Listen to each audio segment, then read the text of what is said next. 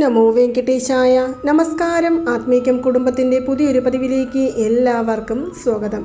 നാളെ ഭൈരവ അഷ്ടമി ദിവസം, അതായത് കാലഭൈരവരെ വഴിപാട് ചെയ്യുവാൻ ഏറ്റവും അനുയോജ്യമായ ദിവസമാണ് അഷ്ടമി തിഥി എന്ന് പറയുന്നത്.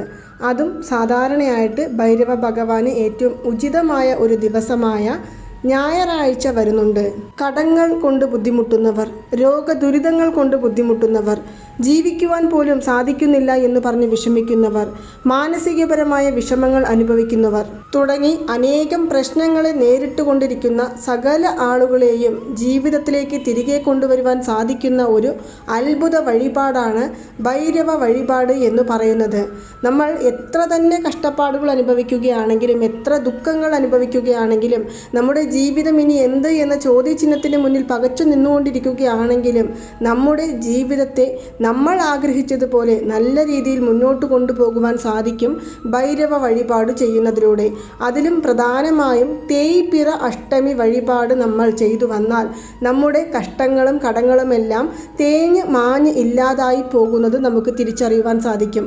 എന്താണ് തേയ്പിറ അഷ്ടമി എന്ന് പറയുന്നത്? പൗർണമി തിഥി കഴിഞ്ഞു വരുന്ന 8ാം ദിവസത്തെയാണ് നമ്മൾ തേയ്പിറ അഷ്ടമി എന്ന് പറയുന്നത്. അതുപോലെ തന്നെ വളർപ്പിറ അഷ്ടമിയുമുണ്ട്. അമാവാസ തിഥി കഴിഞ്ഞു വരുന്ന 8ാമത്തെ ദിവസത്തെ വളർപ്പിറ അഷ്ടമി എന്നും പറയും. നമ്മുടെ ജീവിതത്തിൽ നമ്മൾ ശുഭകാര്യങ്ങൾ തുടങ്ങുകയാണ്, അല്ലെങ്കിൽ ഇനിയും ജീവിതത്തിൽ ഉയർച്ചയിലേക്ക് വരണം എന്നുണ്ടെങ്കിൽ വളർപ്പിറ അഷ്ടമി വഴിപാടും നമ്മുടെ കഷ്ടപ്പാടുകൾ രോഗങ്ങളെല്ലാം മാഞ്ഞ് തേഞ്ഞ് ഇല്ലാതായി പോകുവാനായിട്ട് തേയ്പിറ അഷ്ടമി വഴിപാടും ചെയ്യാവുന്നതാണ്. നമ്മുടെ ആഗ്രഹങ്ങളെ നിറവേറ്റിയെടുക്കുവാൻ വേണ്ടി മാത്രമല്ല, മനോഭയം, ശത്രുഭയം, ദൃഷ്ടിദോഷം, ശത്രുദോഷം തുടങ്ങി അനേകായിരം ദോഷങ്ങളെ ഇല്ലായ്മ ചെയ്യുവാൻ സാധിക്കുന്ന ഒരു ഭഗവാനാണ് നമ്മുടെ കാലഭൈരവ ഭഗവാൻ എന്ന് പറയുന്നത്. നമ്മുടെ ചാനൽ തുടങ്ങിയ ആദ്യ കാലം മുതൽക്കേ ഞാൻ ഭൈരവ വഴിപാടിനെ കുറിച്ചും ധനാകർഷണ ഭൈരവ വഴിപാടുകളെ കുറിച്ചും മന്ത്രങ്ങളെ കുറിച്ചും എല്ലാം പറഞ്ഞു വരുന്നുണ്ട്. അതുപ്രകാരം ഒരുപാട് പേർക്ക് പണയപ്പെടുത്തിയ സ്വർണം തിരിച്ചെടുക്കുവാൻ സാധിച്ചു എന്ന് നമുക്ക് കമന്റും ചെയ്തിട്ടുണ്ട്. ഉറപ്പിച്ചു പറയാം, 8 അഷ്ടമി തിഥികളിൽ നമ്മൾ വ്രതം അനുഷ്ഠിച്ച് ഭൈരവ വഴിപാട് ചെയ്ത് ഭൈരവ മന്ത്രം ജപിച്ചു വരികയാണെങ്കിൽ തീർത്താൽ തീരാത്ത പ്രശ്നങ്ങളെ പോലും തീർത്തെടുക്കുവാൻ സാധിക്കും. അതിലും പ്രധാനമായി നാളെ ഞായറാഴ്ചയോടുകൂടി വരുന്ന അഷ്ടമി തിഥി ആയതിനാൽ തന്നെ നമ്മുടെ ജീവിതത്തിൽ ഏതൊരു കാര്യങ്ങൾ നിറവേറി കിട്ടണമെന്നുണ്ടെങ്കിലും, നമ്മുടെ കഷ്ടപ്പാടുകൾ മാറിക്കിട്ടണമെന്നുണ്ടെങ്കിലും നാളെ രാഹുകാലം എന്ന് പറയും. എപ്പോഴാണ് ഈ രാഹുകാലം എന്നാൽ 4 മണി മുതൽക്ക് 6 മണി വരെയുള്ള സമയമാണ്. കൃത്യമായിട്ട് പറയുകയാണെങ്കിൽ 4:30 മുതലാണ് എടുക്കുന്നത്. ഈ ഒരു സമയത്ത് നമ്മൾ ഭൈരവ ക്ഷേത്രം, നമ്മുടെ വീടിന് തൊട്ടടുത്ത് ഭൈരവ ക്ഷേത്ര സന്നിധി ഉണ്ടെങ്കിൽ അവിടെ ചെന്ന് പ്രാർത്ഥിക്കാം, അല്ലെങ്കിൽ ശിവക്ഷേത്രത്തിൽ ചെന്ന് നമുക്ക് പ്രാർത്ഥിക്കാം. പല സ്ഥലങ്ങളിലും ഞാൻ നേരത്തെ പല വീഡിയോകളിലും പറഞ്ഞതുപോലെ തന്നെ കുമ്പളങ്ങ ദീപം, തേങ്ങാ ദീപം, കുരുമുളക് ദീപം എന്നിവയെല്ലാം നാളെ രാഹുകാലത്ത് ഭൈരവ ഭഗവാന്റെ തിരുസന്നിധിയിൽ പോയി ചെയ്യുന്ന പതിവുണ്ട്. പല ക്ഷേത്രങ്ങളിലും ഇപ്പോൾ അത് ചെയ്യാൻ അനുവദിക്കുന്നില്ല. എങ്കിലും നമ്മളെ കൊണ്ട് സാധിക്കുമെങ്കിൽ നാളെ ഭൈരവ ക്ഷേത്ര സന്നിധി നമ്മുടെ വീടിനടുത്തുണ്ടെങ്കിൽ അവിടെ ചെന്ന് ഞാൻ ഈ പറയുന്ന സമയത്ത് നിങ്ങൾക്ക് ഭൈരവ ഭഗവാന്റെ മന്ത്രം ജപിക്കാം. കൂടാതെ ഒരു തട്ടമെടുത്ത് അതിൽ 8 മൺവിളക്കിൽ നെയ്യൊഴിച്ച് തെളിയിച്ച് അതിനോടൊപ്പം 8 നെല്ലിക്ക വെച്ച് 8 പ്രാവശ്യം ഭൈരവ ഭഗവാന്റെ മുന്നിൽ പോയി നിന്ന് ഭൈരവ ഭഗവാനെ ആരത്തി കാണിക്കണം. 2, അതായത് ഇടത് നിന്നും വലതും വലത് നിന്ന് ഇടതും 8 പ്രാവശ്യം കാണിച്ച് ആ ഒരു നെയ്ദീപം ഭഗവാന്റെ സന്നിധിയുടെ മുന്നിൽ വെച്ച് നമ്മൾ അവിടെ ഇരുന്നു കൊണ്ട് ഞാൻ ഇവിടെ പറയുവാൻ പോകുന്ന ഈ ഒരു മന്ത്രം 108 പ്രാവശ്യം ജപിച്ചു നോക്കുക.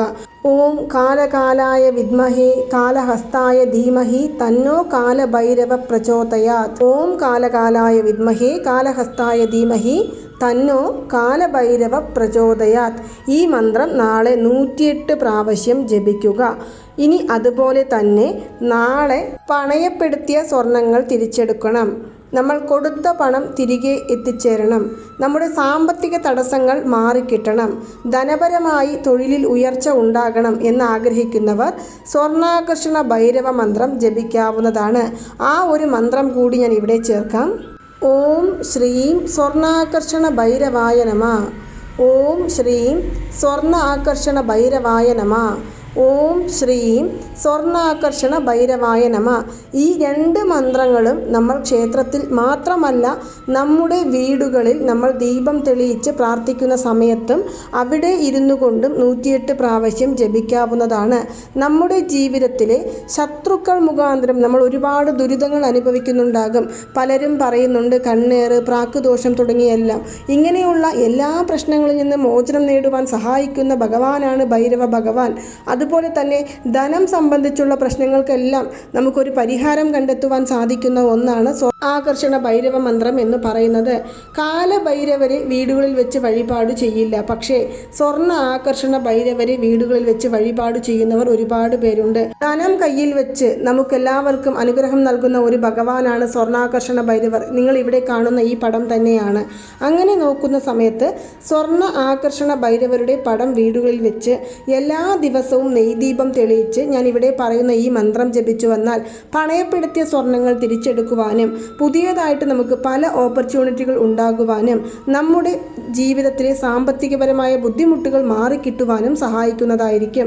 അതുപോലെ തന്നെ നാളെ കഴിവതും നിങ്ങൾ ഭൈരവ ഭഗവാനെ വഴിപാട് ചെയ്യുവാൻ ആഗ്രഹിക്കുന്നവരാണെങ്കിൽ നോൺ വെജ് കഴിക്കരുത്. നാളെ ഉച്ച സമയത്ത് മാത്രം ഭക്ഷണം കഴിക്കുക. രാവിലെ വ്രതം പോലെ ഇരുന്നു കൊണ്ട് ഉച്ച സമയത്ത് മാത്രം ഭക്ഷണം കഴിക്കുക. ഇനി അഥവാ ക്ഷേത്രത്തിൽ പോയി ദർശനം കഴിഞ്ഞു വന്നതിന് ശേഷമാണ് ഭക്ഷണം കഴിക്കാൻ ആഗ്രഹിക്കുന്നത് എങ്കിൽ അങ്ങനെയും ചെയ്യാവുന്നതാണ്. ഇനി നമുക്ക് ക്ഷേത്രത്തിൽ പോകുവാൻ സാധിച്ചില്ല എങ്കിലും വീടുകളിൽ തന്നെ ഇരുന്നു കൊണ്ട് ഞാൻ പറഞ്ഞ രാഹുകാല സമയത്ത് വീട്ടിൽ ദീപം തെളിയിച്ച് സ്വർണ്ണാകർഷണ ഭൈരവരുടെ മന്ത്രവും കാലഭൈരവരുടെ മന്ത്രവും നമുക്ക് ജപിക്കാവുന്നതാണ്. കാലങ്ങളാൽ തീർക്കാൻ സാധിക്കാത്ത പ്രശ്നങ്ങളെപ്പോലും തീർത്തു തരുവാൻ സാധിക്കുന്ന ഭഗവാനാണ് കാലഭൈരവ ഭഗവാൻ എന്ന് പറയുന്നത്. അതിലും പ്രധാനമായിട്ട് ഞായറാഴ്ച ദിവസമാണ് നമുക്ക് അഷ്ടമി തിഥി വരുന്നത്. അതുകൊണ്ട് തന്നെ നമ്മുടെ ആഗ്രഹങ്ങളെ നിറവേറ്റിയെടുക്കുവാൻ സാധിക്കും. ഇനി ഈ വഴിപാടെല്ലാം കഴിഞ്ഞ് നമ്മൾ വീട്ടിൽ രാത്രി ഉറങ്ങുന്നതിന് മുന്നേ നമ്മൾ ഒരു വരയിട്ട നോട്ട് പുസ്തകമോ വരയിടാത്ത നോട്ട് പുസ്തകമോ എടുത്ത് നിങ്ങൾ ഏത് മന്ത്രമാണോ ചൊല്ലിയിരിക്കുന്നത് ആ മന്ത്രം 51 പ്രാവശ്യം ആ നോട്ട് പുസ്തകത്തിൽ എഴുതാവുന്നതാണ്. ഏത് കാര്യമാണോ മനസ്സിൽ നമ്മൾ ആഗ്രഹിച്ചിരിക്കുന്നത് ആ കാര്യം നിറവേറി കിട്ടുവാൻ ഭൈരവ ഭഗവാനെ മനസ്സിൽ ധ്യാനിച്ചുകൊണ്ട് നോട്ട് പുസ്തകത്തിൽ പച്ച നിറത്തിലുള്ള മഷിയുള്ള പേന കൊണ്ട് സ്വർണ്ണാകർഷണ ഭൈരവരുടെ മന്ത്രം എഴുതാം. ഇനി അഥവാ നമ്മൾ കാലഭൈരവരുടെ മന്ത്രമാണ് എഴുതുന്നത് എങ്കിൽ അതിൽ കറുപ്പ് ഉപയോഗിക്കാതെ ബാക്കി ഏത് നിറം വേണമെങ്കിലും ഉപയോഗിച്ച് നമുക്ക് കാലഭൈരവ മന്ത്രം എഴുതാവുന്നതാണ്. 51 പ്രാവശ്യം എഴുതി വീണ്ടും ഒരിക്കൽ കൂടി ഭഗവാനെ മനസ്സിൽ ധ്യാനിച്ചുകൊണ്ട് 7 പ്രാവശ്യം നമ്മൾ ആ മന്ത്രം ഉച്ചരിച്ചതിനു ശേഷം കിടന്നുറങ്ങുവാൻ പോകാവുന്നതാണ്. ഇങ്ങനെ നിങ്ങൾ നാളെ ഒരൊറ്റ ദിവസം മാത്രം ചെയ്തു നോക്കുക. നിങ്ങൾക്ക് താല്പര്യമുണ്ടെങ്കിൽ നിങ്ങൾ നിത്യവും ഈ മന്ത്രങ്ങൾ വീട്ടിലിരുന്നു കൊണ്ട് ജപിക്കാവുന്നതാണ്. പടമോ വിഗ്രഹമോ അല്ല ഒന്നും വേണമെന്നില്ല. നമ്മൾ മനസ്സിൽ ഭൈരവ ഭഗവാനെ ധ്യാനിച്ചുകൊണ്ട് ഏതെങ്കിലും ഒരു ശുഭകാര്യങ്ങൾക്ക് പോകുമ്പോഴോ അതുമല്ല നമ്മൾ ഏതെങ്കിലും പ്രശ്നങ്ങളിൽ പെട്ടുകിടക്കുകയാണ് ആ പ്രശ്നങ്ങളിൽ നിന്ന് മോചനം നേടണമെന്ന് ആഗ്രഹിച്ചുകൊണ്ടോ നമുക്ക് കാലഭൈരവ മന്ത്രം പറയാവുന്നതാണ്. ഇനി പലരും ഓരോ പ്രശ്നങ്ങൾ മുഖാന്തരം അതായത് ജീവിതത്തിൽ നമ്മൾ ഏതെങ്കിലും ഒരു രീതിയിൽ മുന്നോട്ട് പോകണമെന്ന് ആഗ്രഹിക്കുമ്പോൾ ആ കാര്യം തടസ്സപ്പെടുത്തുവാൻ കൂടെ ഒരുപാട് പേരുണ്ടാകും. അങ്ങനെയുള്ള ശത്രുക്കളിൽ നിന്ന് മോചനം നേടണമെങ്കിലും നമുക്ക് ഈ മന്ത്രം ജപിക്കാം. മാത്രമല്ല നാളെ വേറെ ഒരു കാര്യം കൂടി ചെയ്യാനുണ്ട്. കറുത്ത നിറത്തിലുള്ള നായകൾക്ക് അല്ലെങ്കിൽ നായകൾ നമ്മുടെ വീടിനടുത്ത് ഏതെങ്കിലും നിറമുള്ളതാണെങ്കിലും ഉണ്ടെങ്കിലും അവർക്ക് ഭക്ഷണം കൊടുക്കുക. കാരണം ഭൈരവ ഭഗവാന്റെ വാഹനമായാണ് നായകളെ കാണുന്നത്. അതുകൊണ്ട് തന്നെ നമ്മൾ എപ്പോഴും നമ്മുടെ വീട്ടിൽ നായകൾ വളർത്തുന്നുണ്ട് എന്നുണ്ടെങ്കിൽ സാരമില്ല, അവർക്ക് കൊടുക്കാം. ഇനി അഥവാ നമുക്ക് അങ്ങനെ അല്ലെങ്കിൽ നമുക്കറിയാവുന്ന നായകളുടെ മുന്നിൽ പോയി എന്തെങ്കിലും ഒരു പാക്കറ്റ് ബിസ്ക്കറ്റോ അല്ലെങ്കിൽ ഒരു പാലോ വാങ്ങിച്ചു കൊടുക്കാം. ഇങ്ങനെ ചെയ്യുന്നത് മുഖാന്തരം നമുക്ക് നമ്മുടെ കർമ്മവിനകൾ ഇല്ലാതാക്കുവാനും ഭഗവാന്റെ അനുഗ്രഹം നേടിയെടുക്കുവാനും സാധിക്കുന്നതാണ്. അപ്പോൾ നാളെ ഞാൻ ഇവിടെ പറഞ്ഞ കാര്യങ്ങൾ ചെയ്യുക, തീർച്ചയായിട്ടും ഫലം നമുക്ക് ഉണ്ടാകുന്നതായിരിക്കും. നിങ്ങൾക്ക് എല്ലാവർക്കും ഈ ഒരു വീഡിയോ ഇഷ്ടമായി കാണുമെന്ന് വിശ്വസിക്കുന്നു. ഇതുപോലുള്ള മന്ത്രജപങ്ങൾ, വഴിപാട് രീതികൾ, താന്ത്രികങ്ങൾ, അതുപോലെ തന്നെ ഭഗവാനെക്കുറിച്ചുള്ള തിരുക്കഥകൾ, തിരുനാമങ്ങൾ എന്നിവയെക്കുറിച്ച് കൂടുതലായിട്ട് അറിയണമെന്നുണ്ടെങ്കിൽ നമ്മുടെ ഈ ചാനൽ ഒന്ന് സബ്സ്ക്രൈബ് ചെയ്യുവാനും സപ്പോർട്ട് ചെയ്യുവാനും നിങ്ങൾക്ക് ഈ വീഡിയോകളെല്ലാം ഇഷ്ടമാകുന്നുണ്ടെങ്കിൽ മറ്റുള്ളവരിലേക്കും കൂടി എത്തിക്കുവാനുമായിട്ട് ശ്രമിക്കുക. നന്ദി, നമസ്കാരം. ഓം നമോ നാരായണ. ഓം നമോ വെങ്കിടേശായ നമഃ.